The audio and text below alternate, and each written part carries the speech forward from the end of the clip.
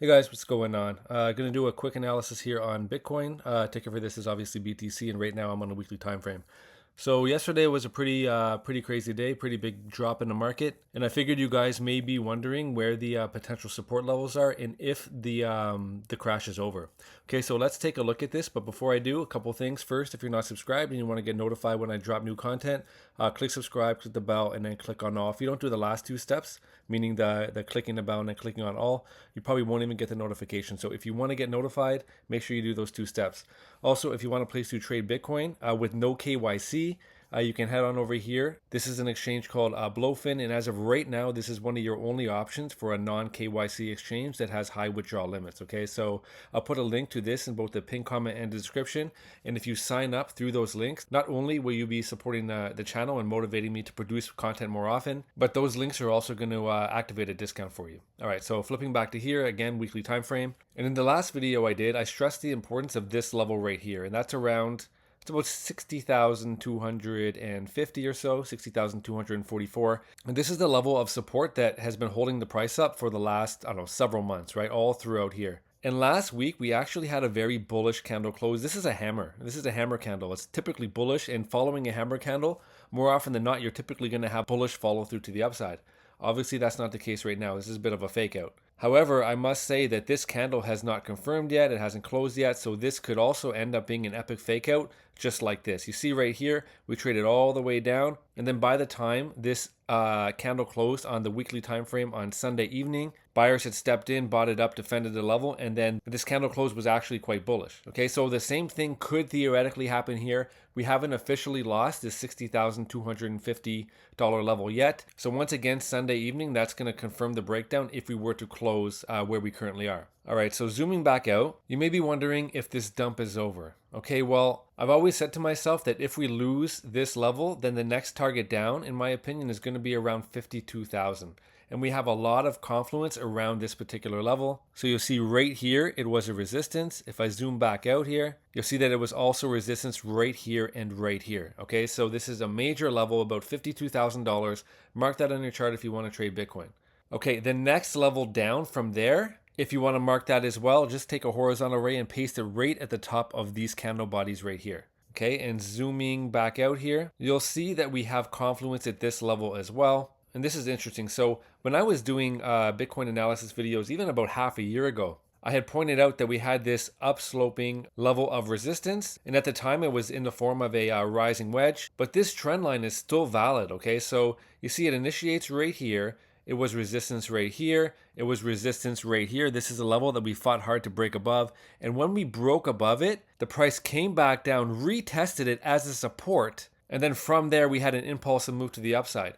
So it is possible at this particular level at around it's about 47,200 or so, that this right here would be a very strong level of support if the price does make it down here. Now, I'm not saying it's going to come down there. I don't actually think it will, because the other day there was a massive amount of liquidations in the market. Approximately the same amount of liquidations that occurred during the FTX crash. And then after that, as you know, the market went back to the upside. Okay, so right now for the market makers, there's more targets to take out to the upside than the downside. And by targets, I mean liquidations, right? Okay, now that being said, just eyeing this out, it feels like we should come down and retest it, because look at this $52,000 level.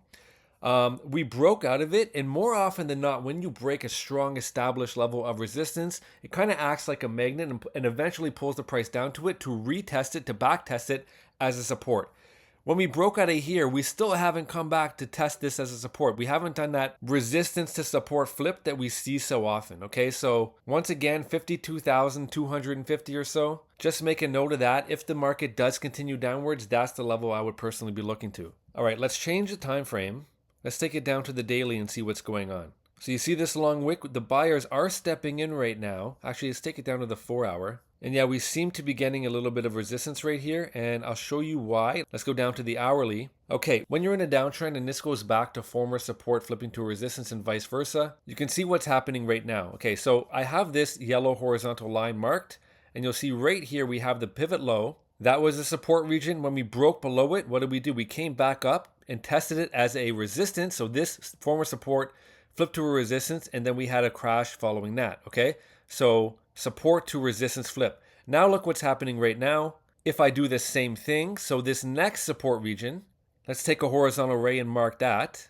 It's going to be right here. And when the price comes back up to it, that's when people enter the market, open short positions, and try to push it back down. So this is the current level of resistance now, right? Former support, flip to resistance. That's why people are selling. Now, it does seem that this level is getting pressured quite a bit, but not only do we have this horizontal resistance to currently contend with, but we have this down sloping level of resistance as well. So if this kind of trucks along for the next few hours, we're going to come to a point where these two regions of resistance intersect. Okay, so this is going to be a very interesting test to see how the price responds. But as you can see, we are going to be contending with the dual levels of resistance. But if we're able to break it, if we're able to break and start closing candles above this $56,980 level, that's going to be a very positive sign for further continuation to the upside. Okay, so it's going to get tested around here, but if we're able to break it, then the bottom may be in. Okay. And I tweeted the other day that if we don't come down to 52,000, I'm going to be very shocked. Okay, so